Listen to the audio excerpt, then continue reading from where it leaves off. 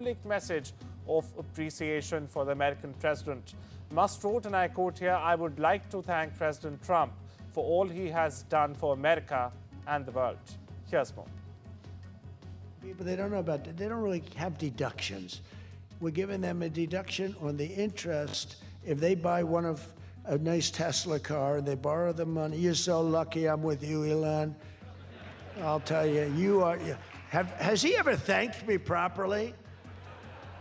Although I do let him buy other than electric cars, but these are minor details. You know, we had a mandate, which even Elon thought was ridiculous, that everybody has to have an electric car by 2030. And once, fortunately, he said, that's a ridiculous thing. So I keep quoting, but I'm giving them a deduction.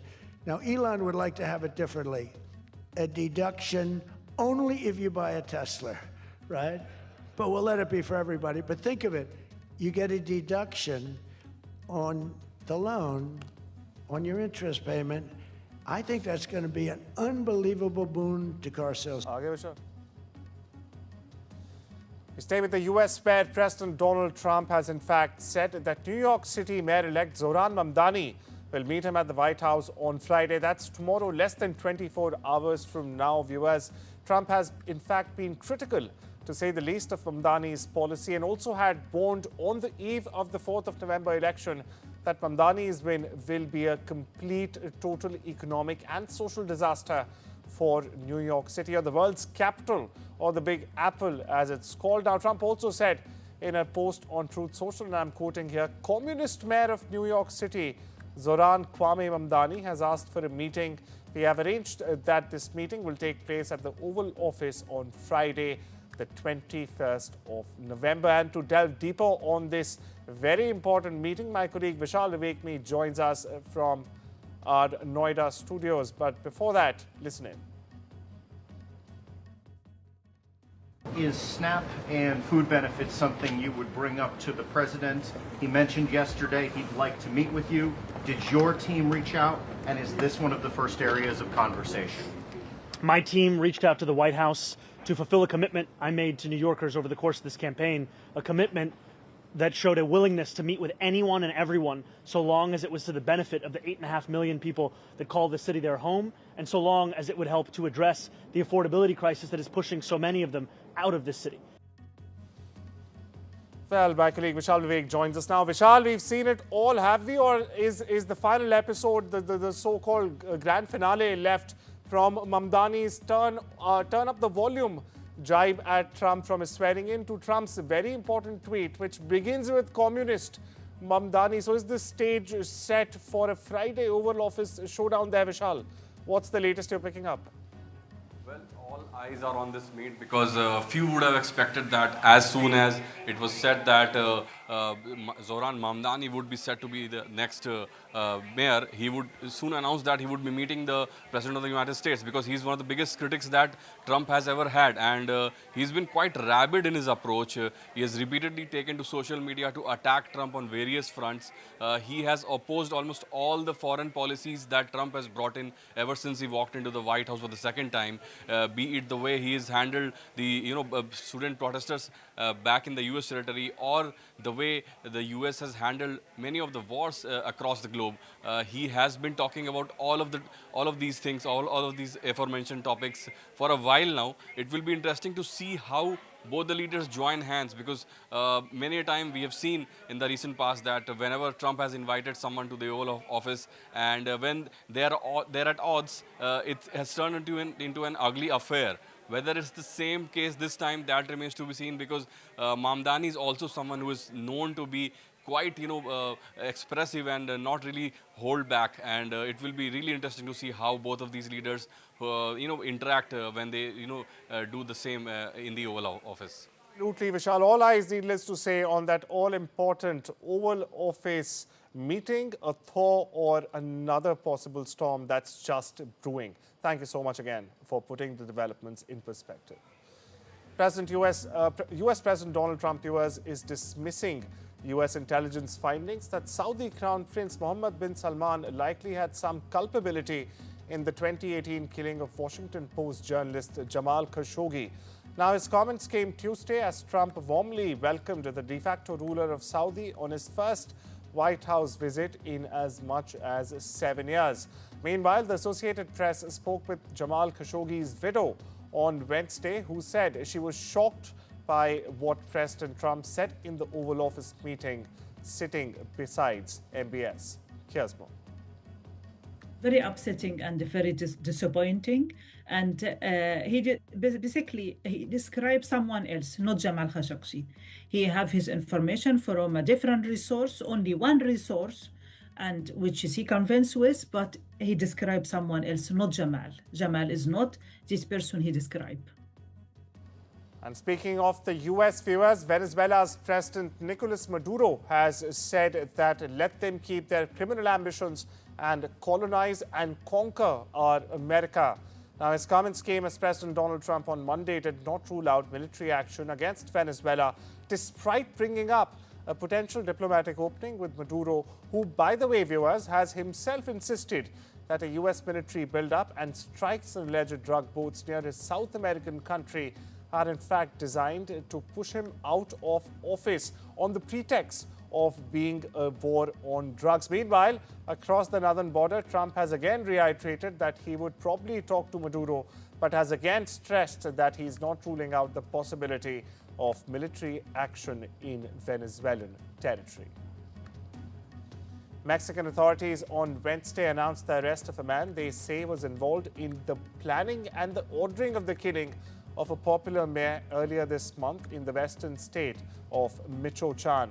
A public security officer, Omar Garcia Harfush, said in a news conference that investigators have found the suspect through messages that they in fact discovered on the cell phones of the two men who were killed in the days after Urupan Mayor Carlos Manzo's assassination, and that the criminal cell he led was tied to the Jasilco New Generation cartel. Viewers, Michoacan State Prosecutor Carlos Torres Pina has said that the suspect, now being identified only as Jorge Armando N., in keeping with Mexican privacy rules, was arrested Tuesday afternoon. Menzo, meanwhile, was gunned down on the night of the 1st of November, or the Day of the Dead in Mexican culture, as it's known, in front of dozens of people gathered for the Day of the Dead festivities. The teenage gunman, meanwhile, was killed shortly after he attacked. Listen in. El análisis minucioso de evidencias y la coordinación interinstitucional permitió avanzar de manera determinante en la investigación y dio como resultado la detención de Jorge Armando N., identificado como uno de los autores intelectuales y uno de los líderes de la célula delictiva que planearon el homicidio de Carlos Manzo. U.S. South Africa is preparing to host leaders and delegates from around the world for the G20 summit in Johannesburg this weekend. It's an event overshadowed by the boycott of U.S. President Donald Trump and his administration. Africa's first G20 summit, in fact, will see representatives from 42 countries, including India's Prime Minister Modi, but not the United States, a founding member of the group and one that is in fact supposed to be taking over its rotating presidency in Johannesburg itself. Now, while the hosts have admitted that the U.S. absence raises concerns, and serious ones at that, about the summit's ultimate success, South Africa's Foreign Minister Ronald Lamola has said it was also an opportunity, in his words, to send a clear message that the world can move on without the U.S. However, but that will not be easy. Meanwhile, a senior lecturer at the School of Economics at the University of Johannesburg breaks down the latest developments. So with the US pulling out of the G20, I think it's quite important to know that it has a significant impact on a lot of the countries' participation, like we saw with Argentina also pulling out, and other countries maybe not sending their presidents this side. So I think it does have an impact.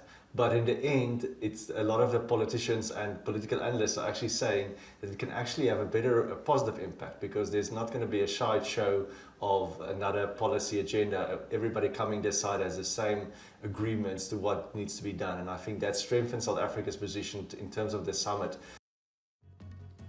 Outside the venue, protesters on Wednesday night projected demands on the side of a building in Johannesburg, where world leaders, as we told you, are expected to gather for a G20 summit in South Africa this very weekend, calling on those attending to take on urgent steps or actions on multiple fronts at that. Now, the Glasgow Actions team and other civil society organizations staged the demonstrations in Johannesburg, which in fact saw buildings lit up with projections demanding action on the global debt crisis and climate accountability. Meanwhile, last year, 3.3 billion people were living in countries that pay more interest on their debts than they spend on health or education. And the number will increase to a grim 3.4 billion people this year, almost half of the world's population. This is according to UN Trade Chief Rebecca Crinspan. We get you more. The message that we're putting up here, that we're projecting here at the Civic Centre, is really just to give focus to the G20 members around the work that they need to do and the courage that we're calling on them to really have as far as solving not only the African debt crisis, but also the world's debt crisis. We've got to drop the debt as a first port of call. The debt is highly and unfairly priced. We shift our focus to South Asia, where at least 5 tourists, including 2 Mexicans, 2 Germans and 1 British woman, have died after being caught in a snowstorm and strong winds while hiking on the Torres del Paine glaciers in Chilean Patagonia. The government has reported on Tuesday. Meanwhile, authorities are saying 4 other people who had been reported missing were located alive, and no others were believed to be missing. Now, the incident, viewers, occurred on Monday afternoon when adverse weather hit different parts of Torres del Paine National Park. It's a vast natural complex in the south of the continent.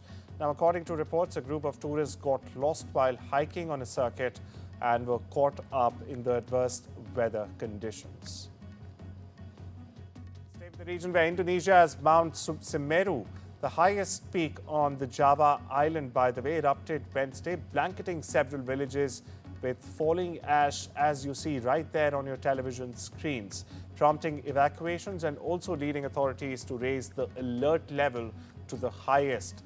Mount Semeru, viewers, in East Java province has unleashed searing clouds of hot ash and a mixture of rock, lava and gas that in fact traveled all the way up to 7 kilometers or 4.3 miles down its slope several times between midday all the way to dusk. Now, a thick column of hot clouds rose almost 2 kilometers or 1.2 miles into the air, Indonesia's geology agency said in a statement. Meanwhile, these eruptions, viewers, that unfolded throughout the day have forced authorities to raise the volcano's alert level twice, from the 3rd highest level to the highest, the agency has said. Meanwhile, no casualties, thankfully, have been reported as of now.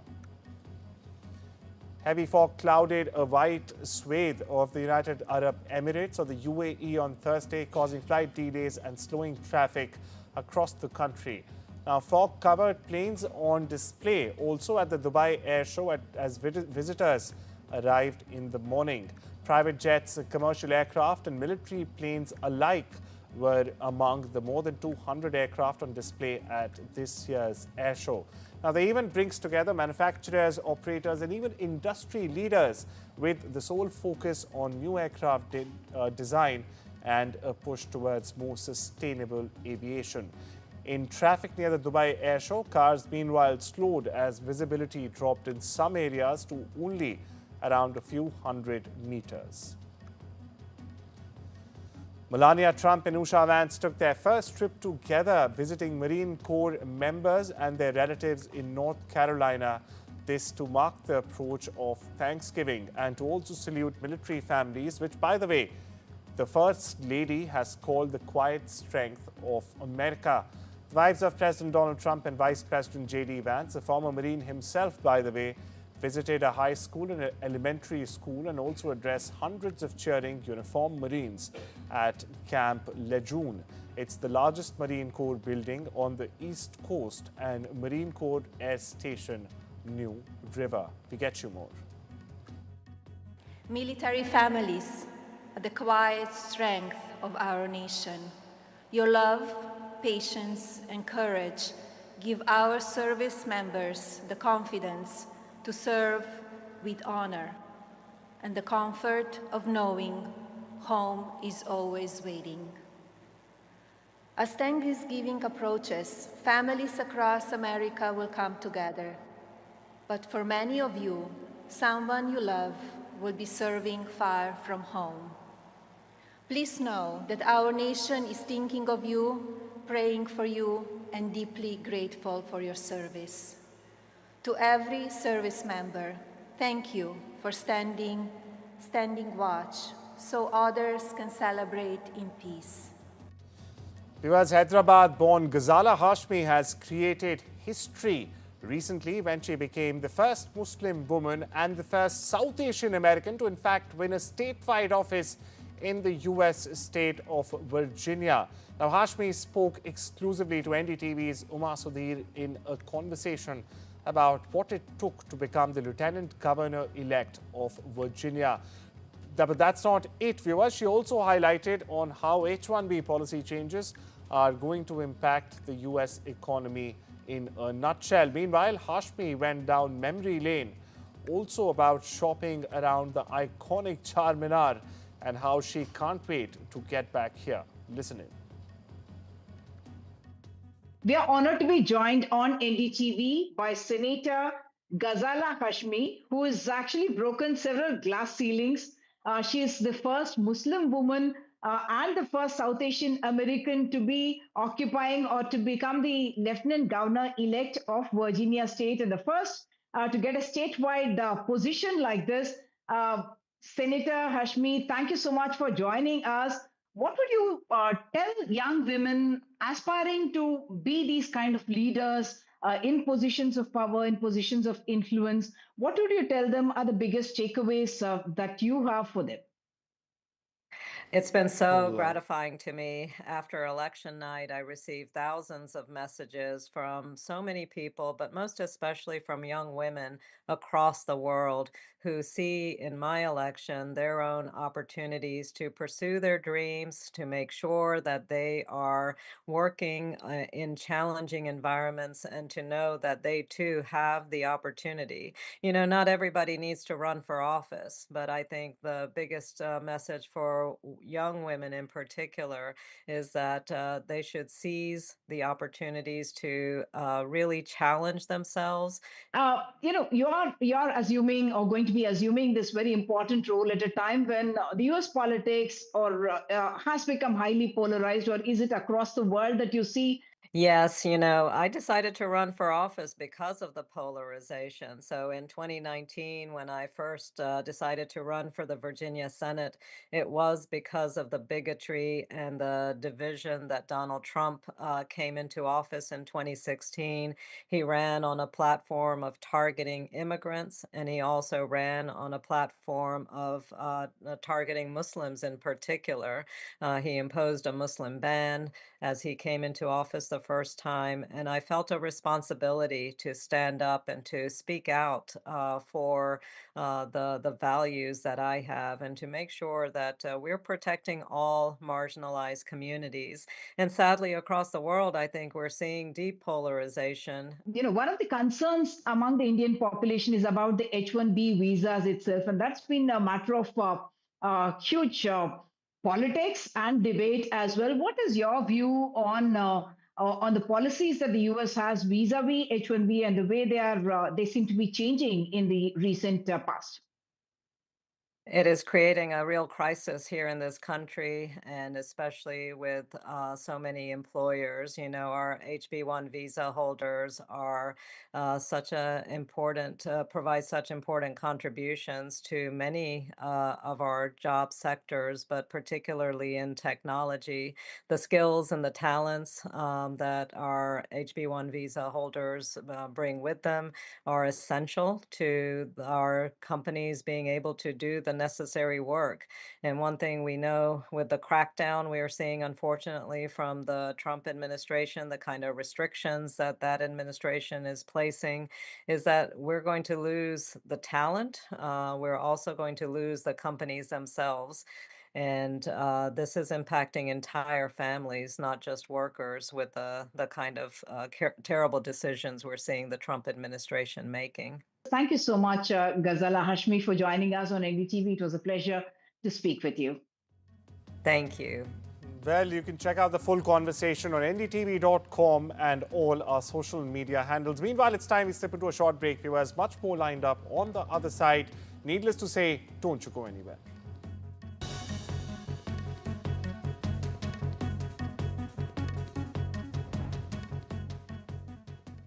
Rajasthan is history, culture, and much more. And I have been reporting on all things royal for more than 25 years. The colors, the culture, and the complexities of the Northeast is different from the rest of the country.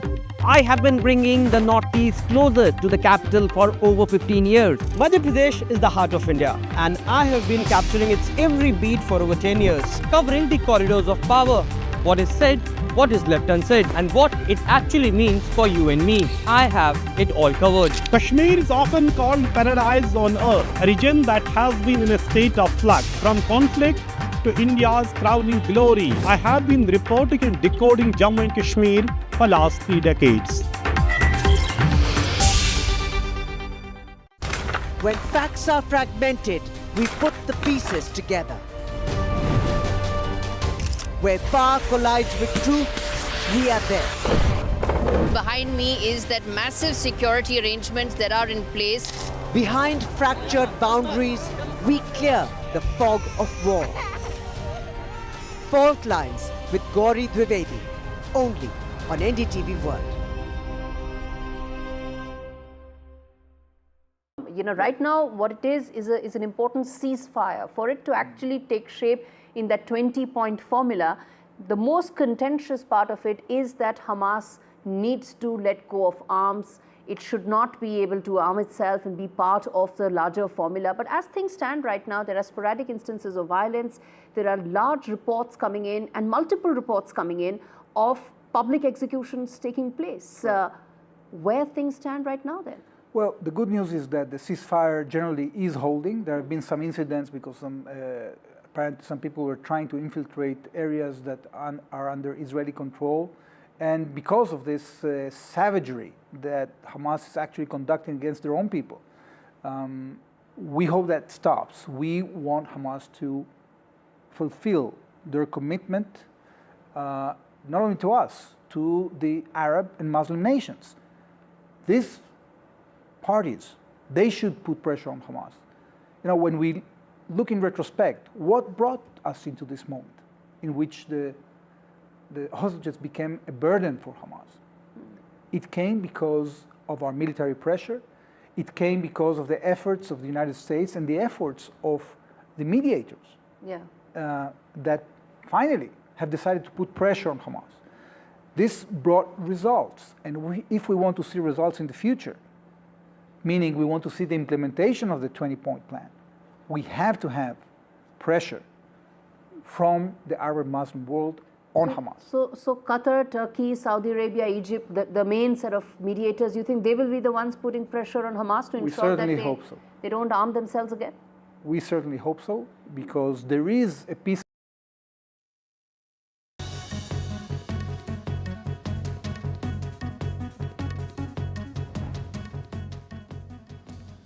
Welcome back, viewers. You're watching the Thursday edition of the World Report with me, Arjun Samar Mahendran. We shift our focus to the US, where tech billionaire Elon Musk is making bold predictions about the impact that artificial intelligence and humanoid robots will have on society in the not-too-distant future, just by the way. Now, speaking at the US-Saudi Investment Forum, Musk has claimed that the work will become optional for human beings. Poverty will be eliminated altogether and monetary currency will be irrelevant. Listen in. It's kind of interesting. And my guess is, if you go out long enough, assuming there's a continued improvement in AI and robotics, which seems likely, the money will stop being relevant at some point in the future. Now, there will still be constraints on power, like electricity and mass. The fundamental physics elements will still be constraints, but I think at some point currency becomes irrelevant. In the world of sports, viewers, Panama's win 3-0 over El Salvador on Tuesday night has clinched its second FIFA World Cup qualification ever and has in fact sparked celebrations across the country. Goals from Cesar Blackman and Eric Davies' penalty and Jose Luis Rodriguez scored the win to return the tiny Central American nation to the World Cup for a second time only. Panama's players danced and paraded over the streets, as you see right there on your television screens, of the capital atop an open-top bus as fans clocked the city's main avenues, chanting and waving flags well into the night.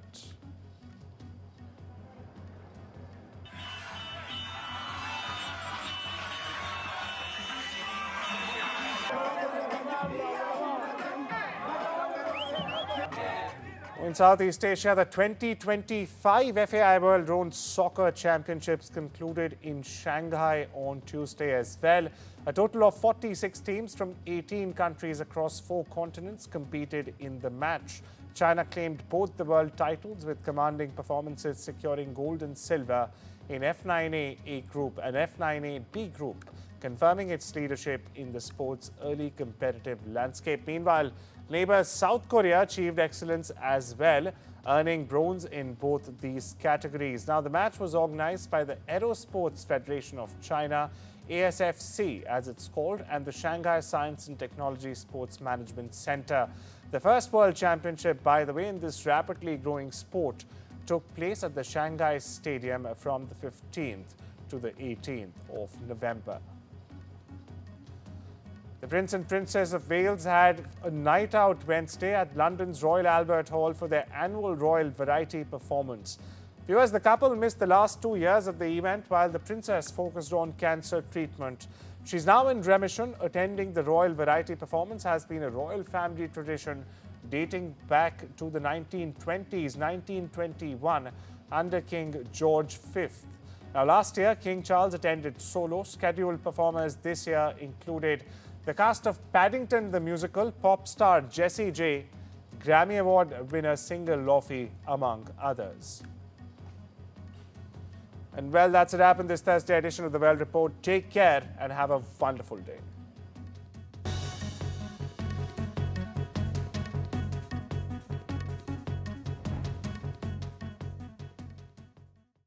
Rajasthan is history, culture, and much more.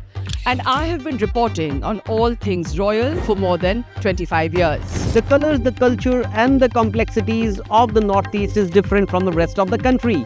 I have been bringing the Northeast closer to the capital for over 15 years. Madhya Pradesh is the heart of India, and I have been capturing its every beat for over 10 years, covering the corridors of power, what is said, what is left unsaid, and what it actually means for you and me. I have it all covered. Kashmir is often called paradise on earth, a region that has been in a state of flux from conflict to India's crowning glory. I have been reporting and decoding Jammu and Kashmir for last 3 decades.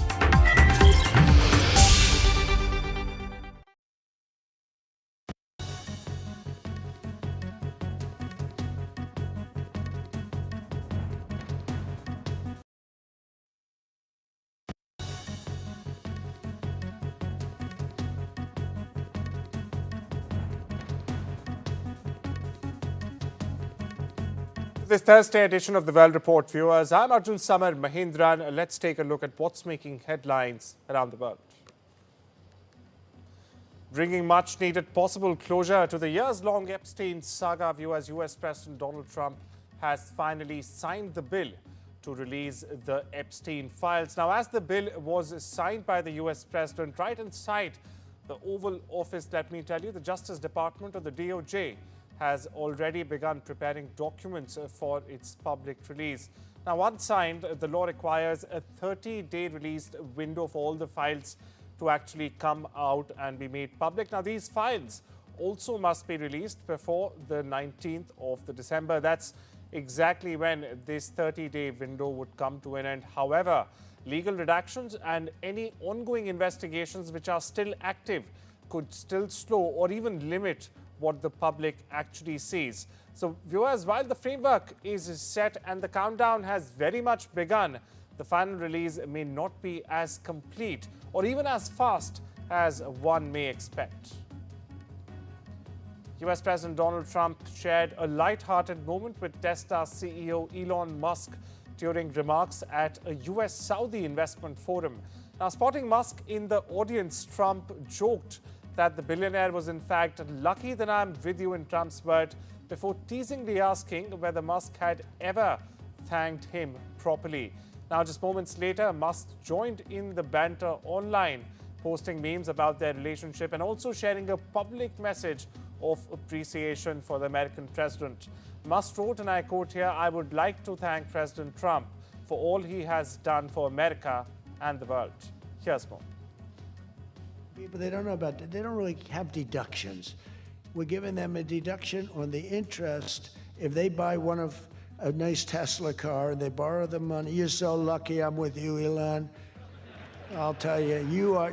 Has he ever thanked me properly?